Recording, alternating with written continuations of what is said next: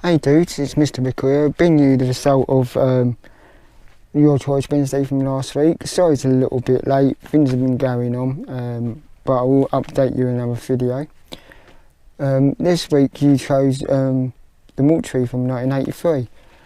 This tells the story, it was a popular choice actually for me to review this. It tells the story of Christy just going through some problems at her moment. Her dad just died by somewhat mysterious circumstances in a swimming pool.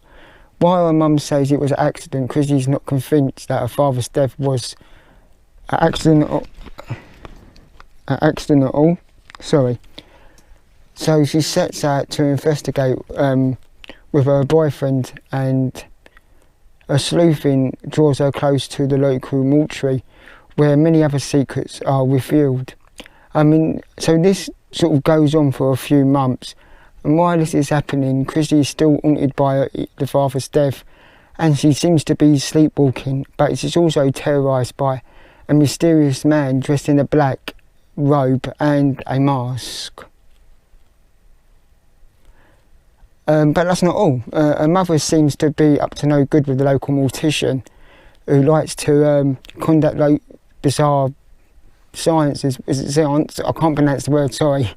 With Christy's mother and 5 other women. So whatever that is, you're going to have to find out yourself, because that's the far as I'm going to go with the plot.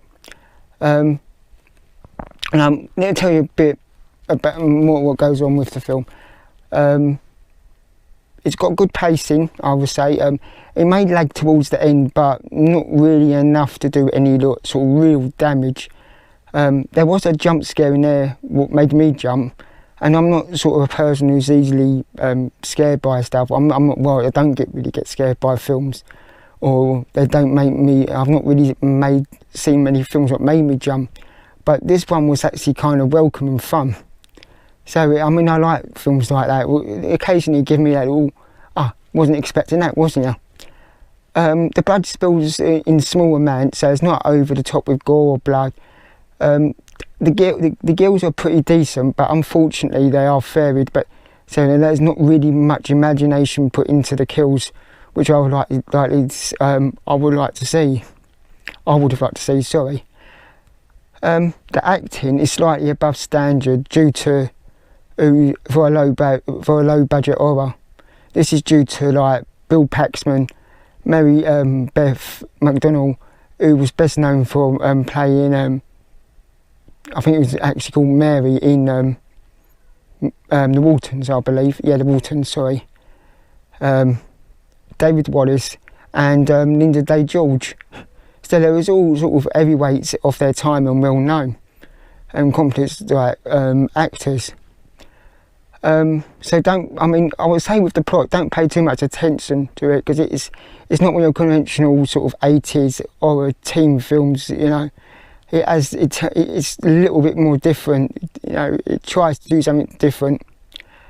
Things don't really end up getting explained well enough, but it's mildly frustrating. But that's only if you're bothered about the small little tiny bits, you know, which don't add up. But like always, some horror films don't always wrap up their subplots like they should, and even the best horror films out there have them sort of subplots which, you know, they don't explain well enough. But that, nevertheless, it doesn't really affect the film as well. It's still like a fun 80s horror film. But that aside, like I said, it's not a bad film. Yeah, it's cheesy and very dated in parts. I mean, there's a scene where it's at the roller rink and there's a large disco ball when all these kids are like doing their disco roller skating around it. So, you know, it's got that cheesiness 80s feel about it as well. But overall, it's a decent entry for all horror fans of the time, which basically means you get young people being stalked by a masked killer, some gratuitous nudity, and a synthesizer score. So you've got to love the 80s. Have you seen this? Let me know in the comments underneath.